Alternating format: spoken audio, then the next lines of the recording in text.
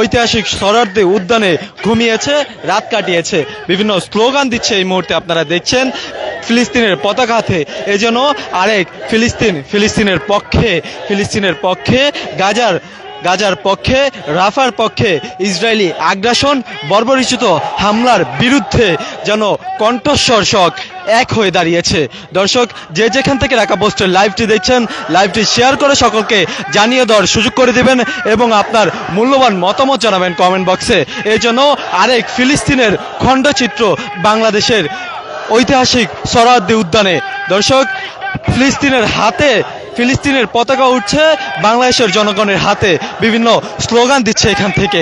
আজকে March for Gaza শুরু হবে বিকেল 3টা বাজে, কিন্তু গতকাল রাত থেকেই কিন্তু এই ঐতিহাসিক সোহরাওয়ার্দী উদ্যানে আসতে শুরু করেছে আজকে এই মার্চ ফর গাজা কর্মসূচি বাস্তবায়নের জন্য সাধারণ মুসল্লি সহ যে সকল মানুষ রয়েছে, মানবিক মানুষ রয়েছে তারা।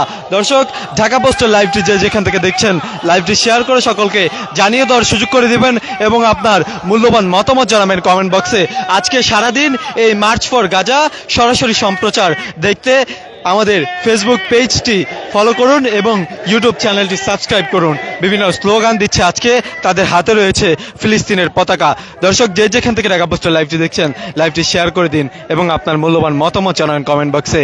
আজকে এই মার্চ ফর গাজা কর্মসূচি বাস্তবায়নের জন্য ইতিমধ্যেই খণ্ড খণ্ড মিছিল নিয়ে ঐতিহাসিক সোহরাওয়ার্দী উদ্যানে প্রবেশ করতে শুরু করেছে সাধারণ মুসল্লিরা এবং আজকে 5টি প্রবেশ পথ দিয়ে কিন্তু আজকে এই ঐতিহাসিক সোহরাওয়ার্দী উদ্যানে প্রবেশ করতে পারবে মুসল্লিরা। ইতিমধ্যেই আপনাদেরকে যেমনটি দেখাচ্ছিলাম যে ঐতিহাসিক সোহরাওয়ার্দী উদ্যানে মার্চ ফর গাজা কর্মসূচি বাস্তবায়নের লক্ষ্যে গতকাল থেকে যে স্টেজ তৈরি করা হচ্ছিল সেটি কিন্তু ইতিমধ্যেই পূর্ণ হয়েছে তৈরি করা এবং স্টেজটি কিন্তু সম্পূর্ণ পরিপূর্ণ হয়েছে এবং স্টেজের চারপাশে বাঁশ দিয়ে ব্যারিকেড দেওয়া হয়েছে, অর্থাৎ যে সকল মুসল্লিরা রয়েছে তারা কিন্তু সেই বাঁশের অপর সাইড থেকে তারা দেখতে পারবে সরাসরি। এবং আপনারা এই মুহূর্তে দেখছেন যে এই মার্চ ফর গাজা কর্মসূচি বাস্তবায়নের লক্ষ্যে বিভিন্ন দিক নির্দেশনা দেওয়া হয়েছে।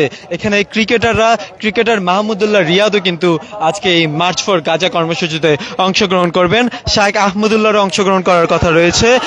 ডক্টর মিজানুর রহমান আজহারিরও এই আজকের মার্চ ফর গাজা কর্মসূচিতে অংশগ্রহণ করার কথা রয়েছে। মামুনুল হকও এই মার্চ ফর গাজা কর্মসূচিতে অংশগ্রহণ করবেন। মুফতি রেজাউল করিমও আজকে এই মার্চ ফর গাজা কর্মসূচিতে অংশগ্রহণ করার কথা রয়েছে।